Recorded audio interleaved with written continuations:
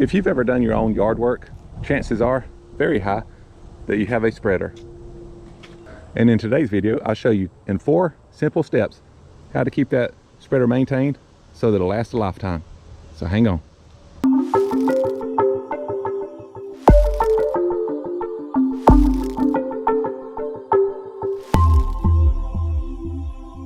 Guys, welcome to sunny Bermuda. Today I'm going to cover 4 steps on how to clean up your spreader so it lasts a very long time. It doesn't matter if you have a big Impro like this, a Let's Go spreader, or maybe even a Scott spreader. There's all kind of Scott spreaders at the big box stores. But the first step, step number 1, is to rinse. You see here, I just put down some humic acid products. It's all natural, so it won't hurt to wash out over your yard. It's actually good for it. It'll get wet and dissolve. See it turn brown and disappear? Now if you're using a high nitrogen content fertilizer and may have some still left in the hopper, I definitely wouldn't do it over the yard. If you did, you'd have a big yellow spot up underneath the spreader. So we'll get this rinsed out.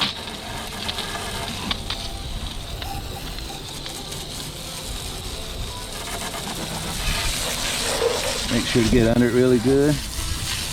Tires all the way around. Get your baffles. If yours has a baffle, make sure you get up under there good. You see it falling off.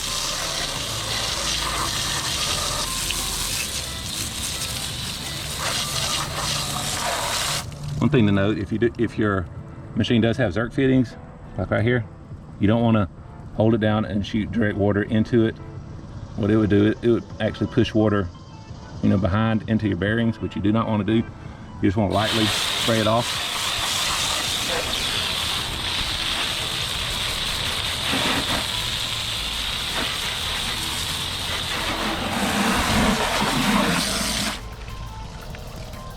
All right, step 1's complete. Now what I normally do is push it over here for step 2. Do it on the concrete here. Step number 2, similar to washing a car really. We're gonna wash it and dry it. So I put a cap full of car wash detergent in a little small bowl.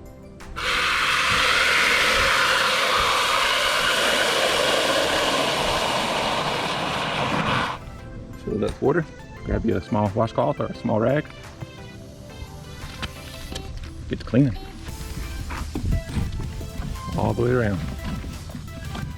Inside.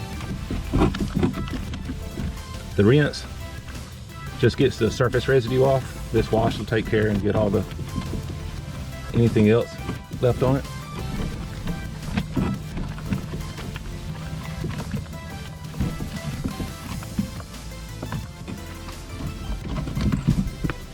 Get the inside of the bowl good.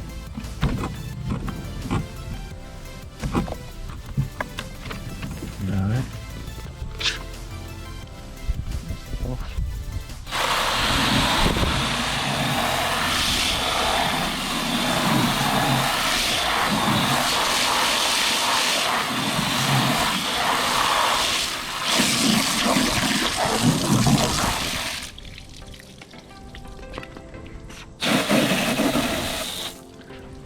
What we'll do is we'll work our way all the way around.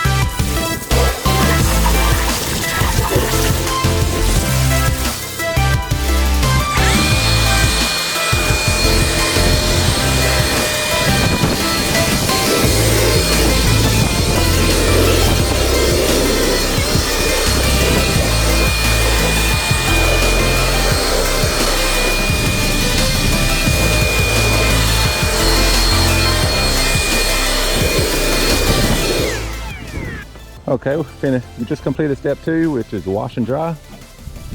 We washed it. We blew it dry. Now we're going to sit it in the sun here. Let Mother Nature take over and dry the water off. All the little spots. I might get a dry cloth and get the big spots.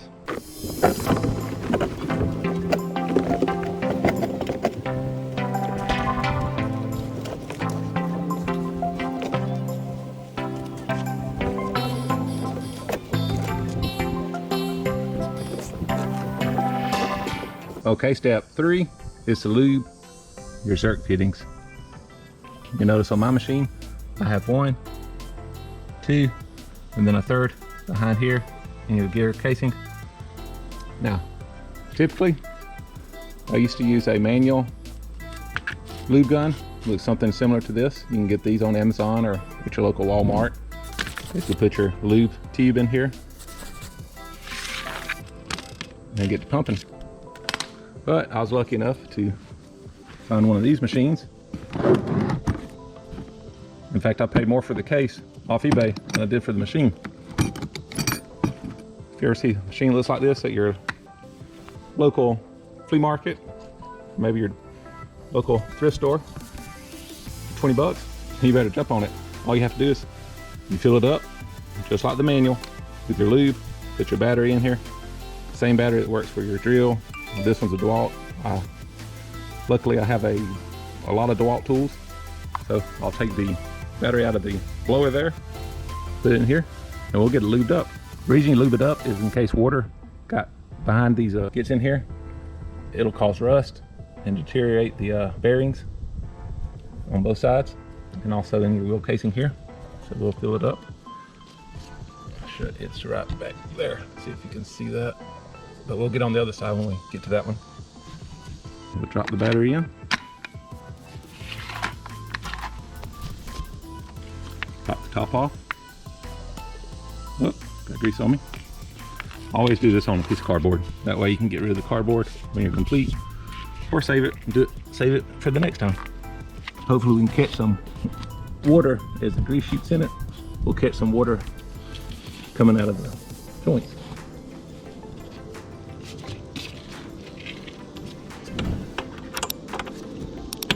There you go. Heard it click. Now all we have to do is pull this trigger. There you go. Well, you see the water coming out this side over here, and also a little grease coming out, which is fine. Main thing is we want to get all that water pushed out.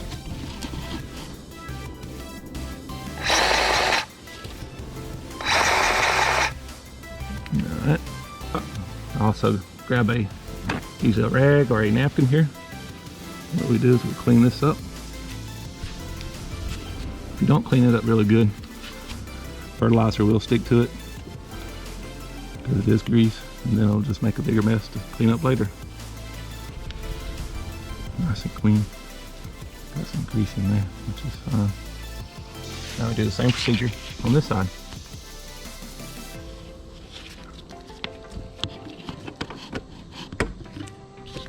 Click.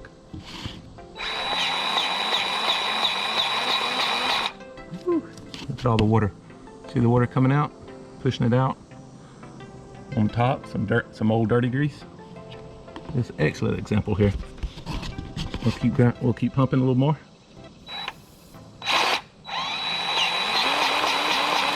There you go. Okay. May have overdone a little bit, but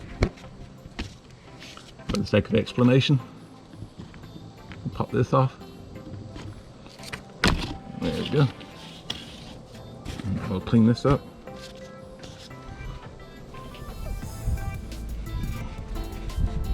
See the dirty grease? Dirt all in it.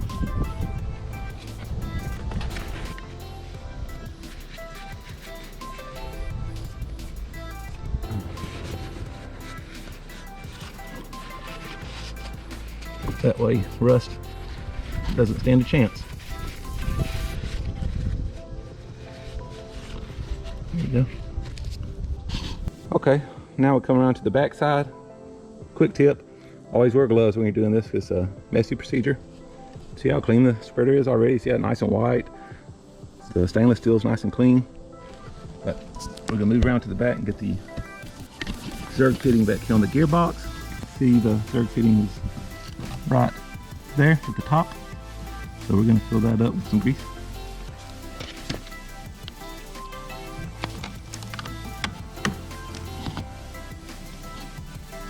Let's see if I can get a side view here. All right.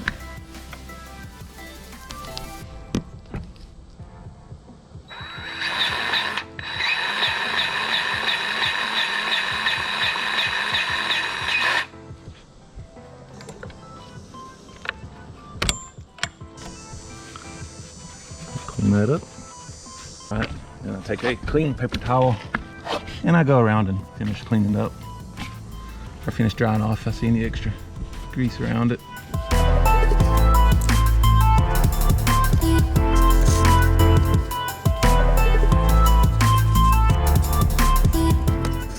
That's it. Step 3 is complete. Just leave your zerk fittings. It's mainly these two. This one is sealed, so it should be good for a long time. What I do is get a disposable rag. In fact, I just did this process, but I'll show you again because I didn't have the video recording. But step 4 is lubricate your stainless steel and wipe it down an extra. I like to use WD-40. Right here, I'm going to use some silicone lubricant. It helps clean it. Also, if you had a little dirty, as you can see, a little dirty. See all the dirt I've already gotten off of it? So wiping it down. You basically just go over it, coat it real good. It also helps repel water. Always get your weld joints up here really good. Help prevent any type of rusting on it. In fact, I'll grab the, spray it down good. Some may say it's overkill. But some of you guys may have a spreader that's powder coated. You may not have to worry about keeping rust on it off of it like this. It is powder coated in the factory. I used to work in a factory that powder coated metal. Basically just, they spray on special paint, put it in a big oven, and it adheres to the metal, protects it. And here, you can see I've already cleaned it really good. Just make sure you wipe everything down, all the metal specifically. Doesn't hurt the plastic if you wanted to wipe it down. Give a little shine to it.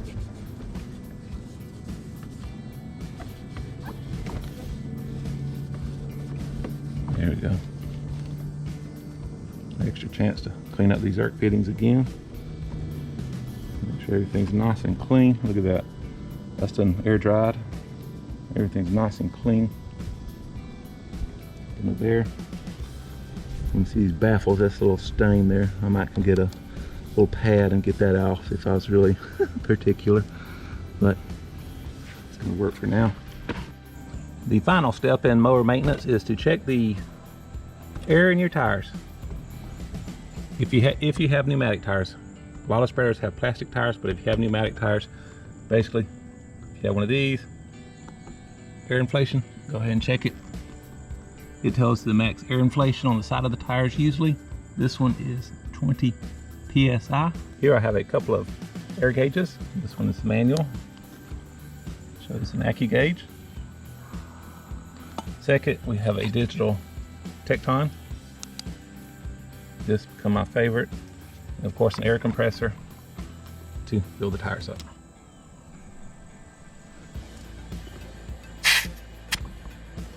You can see it's 19.5. You can see that this one's reading right around 20, so probably 19.5.